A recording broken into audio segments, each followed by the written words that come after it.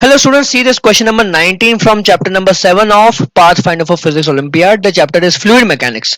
We have got two vessels. This is your first vessel, this is your second vessel. Okay. The second vessel is kept on a stand and the entire system is kept on a pan over here. Okay. Now there's a pump connecting the lower vessel and the upper vessel. Okay.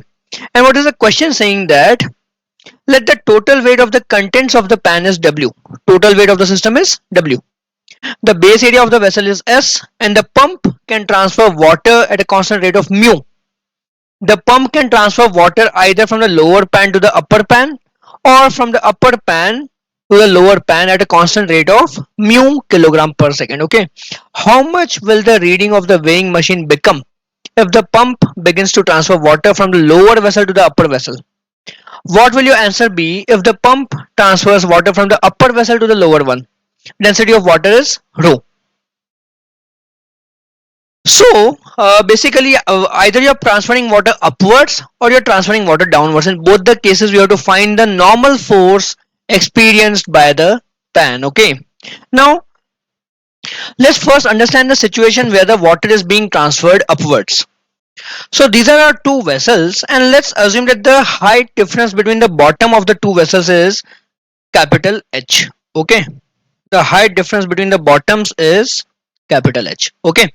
Also let's assume that the height of water in the upper vessel is X and the height of water in the lower vessel is Y. Okay. Now let's take a thin strip of water. Okay. Let's take a thin strip of water of height dy. Right. So what is the mass of this thin strip? Mass dm of the thin strip is given by density times area multiplied by volume. So rho s dy, rho times s times dy. Rho is the density, s is the area of cross section and dy is the height, right? Now the pump is doing what? The pump is transferring water from the lower container to the upper container, right? So in the upper container your water level will increase by the same amount. Okay. In time, in a small time. Okay, dt. So this is your dy or dx is equal to dy in this case, right? Or we could just write down this as dx. And this amount of water is being transferred in how much time? So we can write down that this much water is transferred in time dt. Okay, this much water is being transferred in time dt. So we could say that dm by dt is given to be mu as given in the question, right? Dm by dt is given in the question to be equal to mu. Now the question is, how do you relate x and y to this height? So dm by dt is what? Rho s dy by dt is equal to mu. From here I will get dy by dt equal to mu by rho s, and there should be a minus sign. Why minus sign? Because the water is being removed from the lower container, so y is decreasing. So dy by dt will be minus mu by rho s. Similarly, in the upper container x is increasing with dx. Okay, so dx by dt will be equal to plus mu by rho s. Okay. Now again let's come back to system over here. What is the total mass of the system?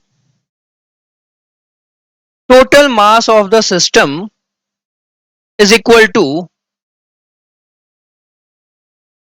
W by G, right? Total weight of the system is W, so mass will be W by G, and a dm mass is being transferred from here to here. So what is the height by which the mass has been transferred? The height difference over here will be how much?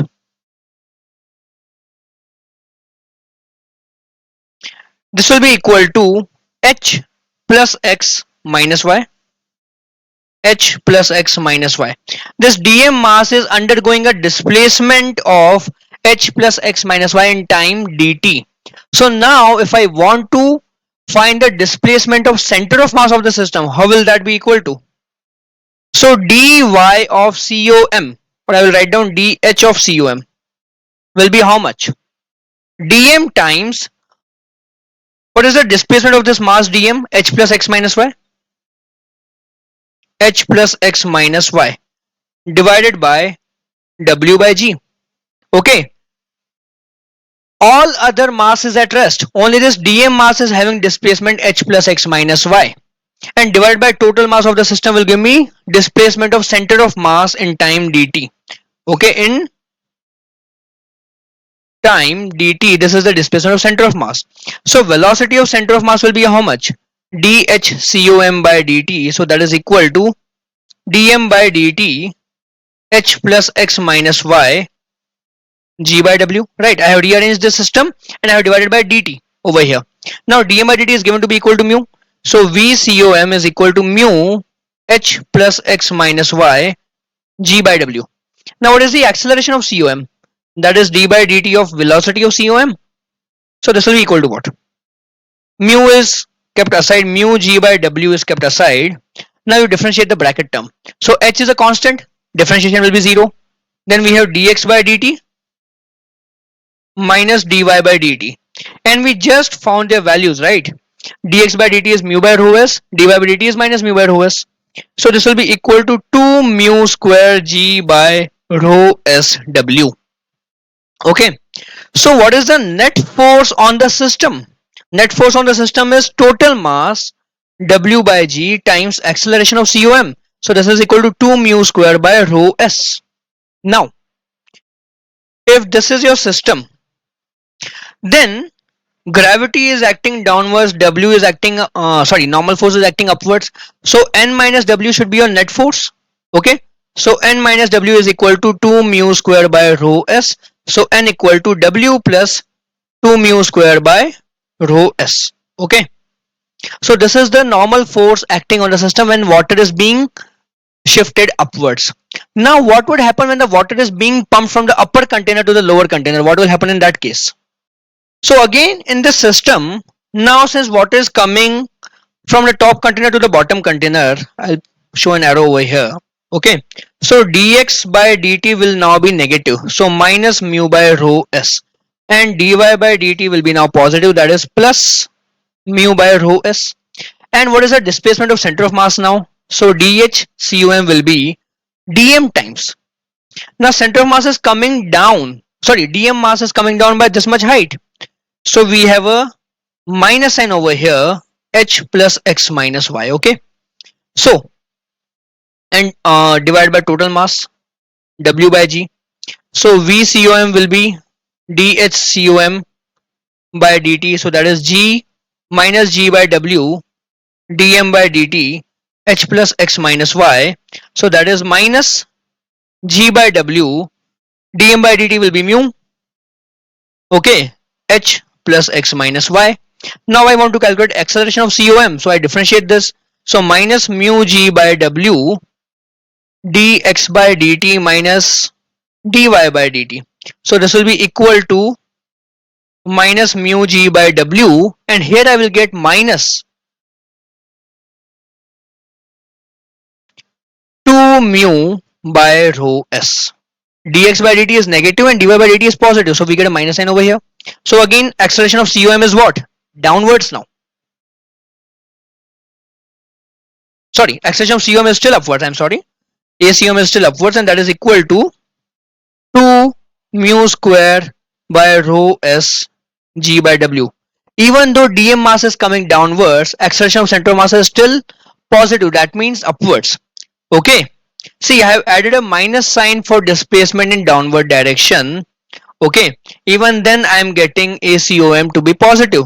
So again your normal force will be w plus m total mass acom, so this is w plus w by g times 2 mu square g by rho g w.